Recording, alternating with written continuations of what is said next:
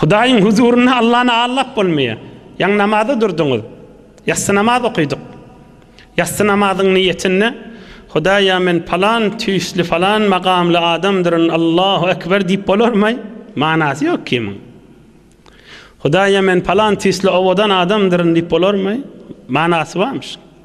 Hudaýa men bir hewre danışmand adamdyryn, hewre ilmimkandyr. Allahu ekber manasy barmyş? Näme zadyň manasy bar? Halisen lillahi Teala Allahu ekber fakat şun manasy bar. Halisen lillahi Teala Allahu ekber fakat şun manasy bar. Halisen lillahi Teala Allahu ekber fakat şun manasy bar. Başda da aýtyp bolanak huzura gireňde. Huzura gireňde. Huzura gireňde Allah'ın huzuruna gireňde. Ümmeti İslamiň içinde ey cemaatler billaň alan Muhammed Peygamber aleyhissalatu vesselam'ın ummatyna bir insanlar geçipdir. Günnüzlükde ýaşap bäkäler adamlaryň biri miştikler. Emma akşam huzura girerlerine beýik makamdaky insanlar miştikler. Günnüz gezip bäkäler adamlaryň biri miştikler. Emma gijelerde makam huzura girerlerine beýik makamdaky insanlar miştikler. Bir gecede Allah'ın dostlarından bir misal aýdyp bereýin. Adam ataň ewlatlaryna belki Nebi Ekrem aleyhissalatu vesselam'ın ummatyna mertler we insanlar ýeriň ýüzüne geçipdir we her zamanlarda da barda. Allah'ın dosty egsilmez köýne jahandyr diýe maktum bolýan. Acaba aýtýar ha. Allah'ın dosty egsilmez köýne jahandyr diýe. Allah'ın dosty egsilmez köýne jahandyr diýe. Bir gecede Allah'ın dostlarından bir misal aýdyp bereýin. İnsanlaryň kalbyny nurlandyrýar. Gürrüňleri hikayeleri bilen Kaptalynyň wagzy bolmaganda insany Allah'a ýetirýär. İnsanlaryň kalbyna ışık döretýär. İnsanlaryň kalbyny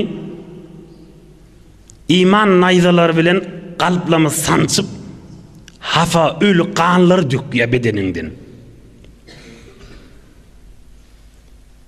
Hazreti Zunnun Misri diýen eşitmsiňiz ulamalardan kitaplarda, mutalaelerde Imam Azam'ın şagirtlerinin döwründe ýaşan beýik insanmış. Hazreti Zunnun Misri Şeyh-i Diyar-ı Misriye Mesirde bir beýik pirliň biri. Ewliyalyk bilen beýik keramatlar bilen dünýeden geçenne kabrynyň üstüne Zunnun Habibullah ýazylan beýik insanna.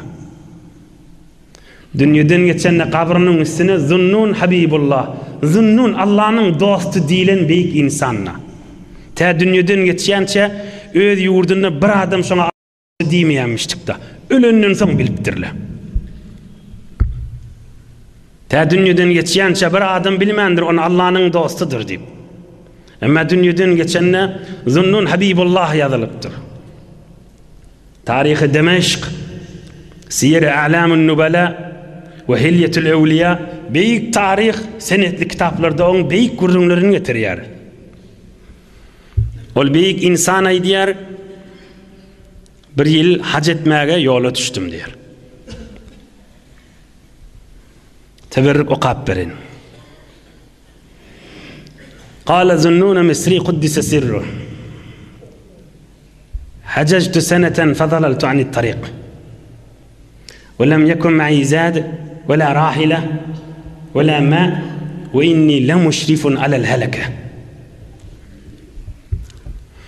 Bir miqdar yol, bir mizinli yol özüm giderin şu ova, şu şehre barýançam diýip ogradym. Emma ya yol ýalňyşypdyr diýipdir. Suwumda tökünni, ýymitimde tökünni we şu düzde öl galajagy men diýdim diýär.